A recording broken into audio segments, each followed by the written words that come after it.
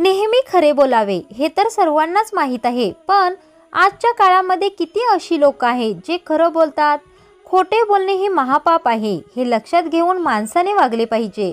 पण अलीकडच्या काळामध्ये पाप पुण्य या गोष्टी राहिल्याच नाहीत, पण अशा खोटं बोलणाऱ्या लोकांमुळे खरं बोलणाऱ्या व्यक्तीला खूप त्रास होत असतो।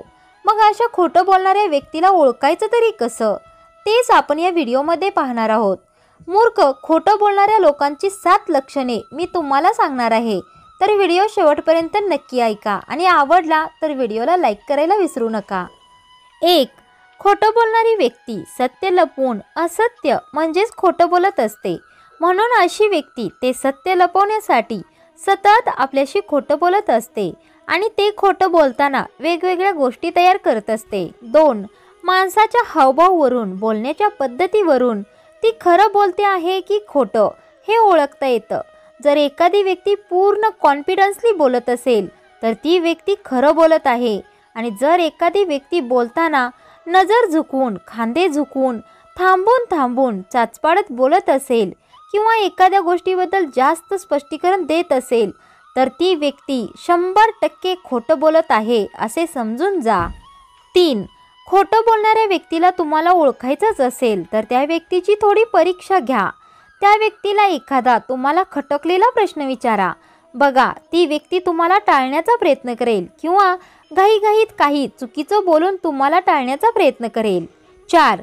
बोलताना जर समोरची व्यक्ती तुमच्या डोळ्यात डोळे घालून न बघता आजूबाजूला इकडे तिकडे बघत असेल तर ती व्यक्ती खोटं बोलत असण्याची शक्यता आहे।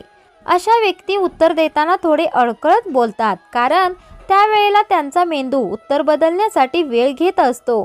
अशा व्यक्तींना तुम्ही जास्त प्रश्न विचारले तर लगेच ते चिडतात आणि लगेच शांत होतात किंवा तेथून निघून जातात, तुम्हाला इग्नोर करतात। 5.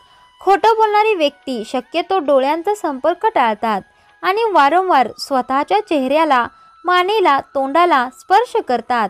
ते त्यांचे नाक किंवा कानाच्या खालचा भाग हाताने घासतात किंवा खाजवतात। महत्त्वाचं लक्षण म्हणजे अशा व्यक्ती स्वतःच्या छातीजवळ किंवा हृदयाजवळ हात लावत नाहीत। सामान्यपणे अपराधी भावना असलेली व्यक्ती स्वतः प्रश्नांपासून दूर राहण्याचा प्रयत्न करते।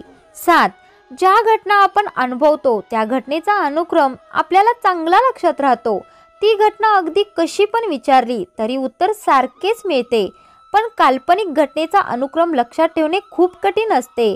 अशा वेळी खोटं बोलत असलेल्या व्यक्तीला घटना मागून विचारा, ते हमखास चुकीचे उत्तर देतील। मित्रमैत्रिणींनो, जी लक्षणे मला आढळली ती मी तुम्हाला सांगितली।